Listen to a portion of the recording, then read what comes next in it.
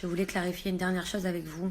J'ai eu des messages aussi de personnes qui doivent sûrement s'ennuyer dans leur vie en me disant arrête de faire la belle, de partir en vacances alors que tu vis dans un HLM. Donc oui, certes, je vis dans un HLM et je m'y sens hyper bien. On y est très bien d'ailleurs. Nous sommes propriétaires et je ne vois pas en fait le mal de vivre dans un HLM. La plupart de ma famille vivent dans des HLM. Nous sommes heureux comme ça. Et j'ai envie de vous dire merci en fait. Grâce à Dieu, on a un toit parce qu'il y a des gens qui vivent dans la rue. Donc que je vive dans un HLM, dans une villa, dans une caravane, dans une cabane ou dans les égouts, c'est quoi votre problème?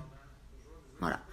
Donc en fait, occupez-vous de votre vie minable avant de vous occuper dans quel endroit je vis et dans quelles conditions. Et pensez surtout aux gens qui n'ont pas de toit en fait. Et comme je vous disais, il y a des gens qui vivent dans la rue, qui n'ont pas de toit, qui ont froid, qui ont faim.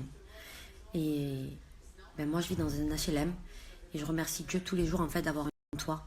Et vous devriez faire de même avant de vous permettre de faire des réflexions sur les personnes qui vivent dans des HLM ou autres.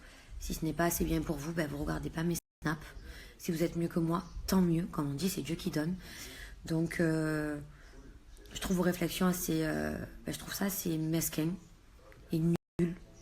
Et vous l'emporterez pas au paradis. Et moi, je pense tous les jours à ces gens qui ont froid et qui n'ont pas de toit. Et vous devriez faire de même. Croyez-moi que vous allez avancer dans la vie, en fait. Et vous allez arrêter de vous occuper de ma vie à moi. Voilà. Parce qu'il y a des gens qui sont beaucoup plus malheureux.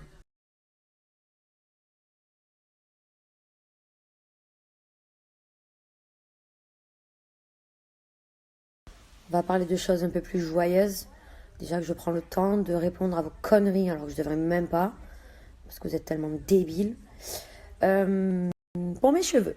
Donc pour les personnes super gentilles, parce que heureusement qu'il y en a, et je reçois d'ailleurs des tonnes de messages et je vous embrasse très fort. Pour mes cheveux, c'est ma copine Johanna en fait qui s'occupe de moi tout le temps.